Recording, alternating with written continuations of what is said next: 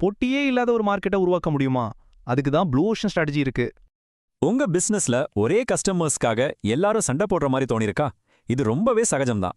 Author சாம் கிம்மும் Rennie மேபோர்க்கும் இந்த மாதிரி போட்டி நிறைஞ்ச மார்க்கெட்டை ரெட் ஓஷன்ஸ்னு சொல்றாங்க. இங்க விலை குறைப்பு போட்டி தான் மெயின். இதனால லாபம் குறைஞ்சு போட்டி இன்னும் அதிகமாகுது. ஆனா இந்த போட்டி களத்திலிருந்து தப்பிக்க ஒரு புது வழி இருந்தா எப்படி இருக்கும்? ரெட் ஓஷன்ல சண்டை போடாம உங்களுக்கான ஒரு ப்ளூ ஓஷனை உருவாக்குங்க. அதுதான் ஐடியா. ப்ளூ ஓஷன்னா சிம்பிளா போட்டியே இல்லாத முழுக்க முழுக்க நீங்க உருவாக்குன ஒரு புது மார்க்கெட். இது வெறும் டெக்னாலஜியை பத்தியோ இல்ல ஃபர்ஸ்டா வரத பத்தியோ இல்ல, இதோட லாஜிக்கே வேற. இந்த ஸ்ட்ராட்டஜியோட மைய கருத்தே வேல்யூ இன்னோவேஷன் தான். செலவு குறைச்சு வேல்யூவை ஏத்துறது.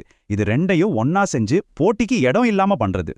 சரி, உங்க ப்ளூ ஓஷனை கண்டுபிடிக்க இந்த புக் சில டூல்ஸ் கொடுக்குது.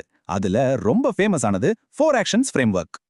எதை நீக்கணும், எதை குறைக்கணும், எதை ஏத்தணும், புதுசா எதை உருவாக்கணும், இந்த 4 கேள்விதான் முக்கியம். இது வெறும் தியரி மட்டும் இல்ல, நிஜத்துல சில கம்பெனிஸ் இதை எப்படி யூஸ் பண்ணாங்கன்னு பாப்போம். சர்க்கு சோலையில எடுத்துக்கோங்க. அவங்க ஒரு பெட்டர் சர்க்கஸை உருவாக்க நினைக்கல.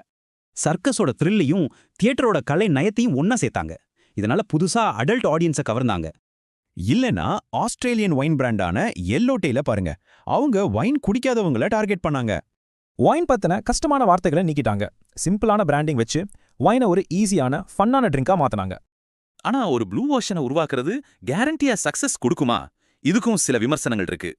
ஒரு ஸ்டடி படி வெறும் 14% பிசினஸ் லான்ச் தான் உண்மையில ப்ளூ ஓஷன்ஸ்.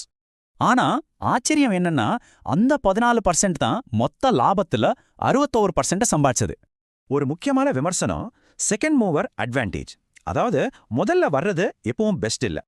ரெண்டாவதா வரவங்க முதல்ல வந்தவங்க தப்புல இருந்து கத்துக்கிட்டு மார்க்கெட்டை ஈஸியா பிடிச்சிட முடியும். புதுசா ஒரு மார்க்கெட்டை உருவாக்குறதுல இருக்கிற ரிஸ்க இந்த புக் குறைச்சு மதிப்பிடுதுன்னு ஒரு விமர்சனம் இருக்கு. அப்போ இதுல இருந்து என்ன தெரிஞ்சுக்கணும்? ப்ளூ ஓஷன்ஸ் எப்பவும் ப்ளூவா இருக்காது, சீக்கிரமே போட்டியாளர்கள் வந்துருவாங்க. இது உங்களை போட்டியிடுறதுல இருந்து உருவாக்குறதுக்கு மாத்திர ஒரு மைண்ட் செட். அப்போ உங்க அடுத்த ப்ளூ ஓஷன் எங்க ஒளிஞ்சிருக்கு?